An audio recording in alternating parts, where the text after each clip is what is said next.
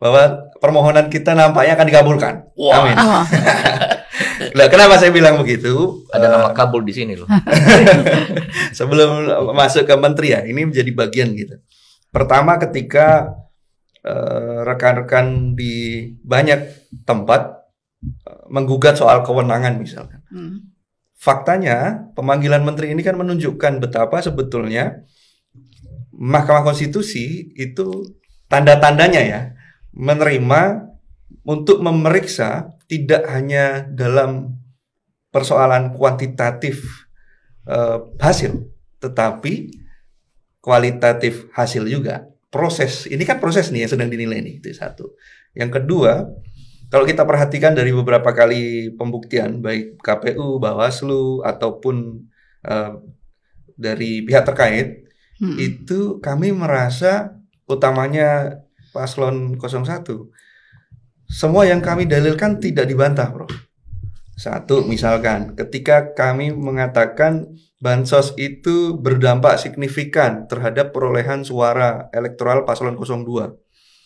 Itu yang disampaikan oleh Pak Fit dengan metode scientific econometrika dalam kesaksian yang diberikan ahli semalam, itu nggak ada disenggol sedikit pun, nggak dibantah satupun. Gitu. Satu. Yang kedua, misalkan kita juga mendalilkan tentang cacat hukum pendaftaran. KPU, Bro, nggak menjawab itu.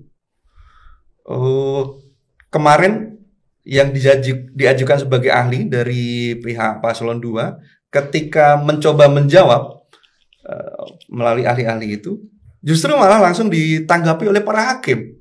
Pak Prof. Arief Setiawan, lalu Pak Mansur, itu langsung menjawab gitu. Oh, ini kok kayaknya nggak pas gitu kira-kira bahasa umumnya itu. Nah, ini menunjukkan sekali lagi tanda-tanda optimisme kami di 01 bahwa ya permohonan ini akan segera dikabulkan.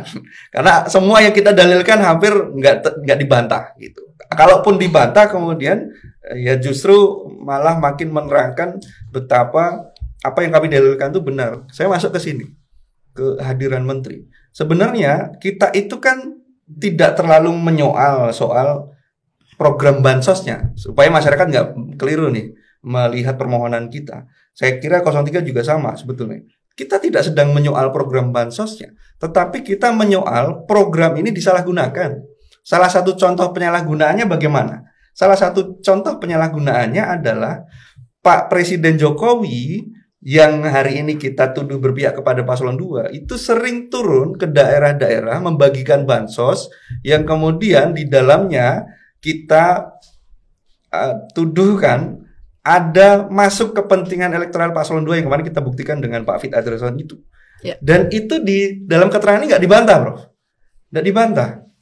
Maksudnya nggak dibantah begini, apakah memang di dalam keterangan menteri ini mewajibkan seorang presiden itu harus selalu turun membuat seremoni atas penyerahan bansos itu? Enggak. Berarti apa yang dilakukan oleh Pak Presiden dengan turun itu kan inisiatif sendiri. Bahwa kemudian tidak dilarang, iya. Tetapi kalau pertanyaannya kita buat berbalik, bagaimana cara Pak Presiden menjaga netralitasnya di dalam proses kontestasi 2024 ini? Beliau hampir sama sekali tidak melakukan itu. Nah, itu poin kita. Gimana? Pak Firman mau meninggalkan acara ini, maksudnya rekaman ini, tapi saya mau minta dulu tanggapannya sebelum pergi ya.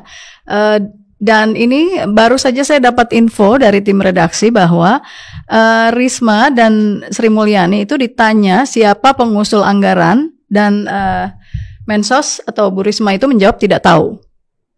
Nah, ada tanggapan soal itu? Iya, tentu itu menjadi bahan bagi hakim mahkamah nanti untuk memperdalam itu, untuk bisa mengembangkan dinamika itu. Dan saya sebetulnya ya Pak Marwarar ya, saya tetap dalam posisi sebenarnya sesungguhnya dengan tetap menghargai kemajuan dari hakim mahkamah mengundang pejabat setingkat menteri ini. Tapi sesungguhnya dibatasi jikalau ada kekhawatiran bagi para pihak untuk menyampaikan pertanyaan. Satu orang aja dibatasi. Toh juga pola cara bertanya kan bisa dikendalikan. Tapi kita yakin betul dengan kedalaman ilmu dan wawasan hakim mahkamah dan juga keluasan kematangan kedewasan mahkamah bisa nanti melakukan pendalaman.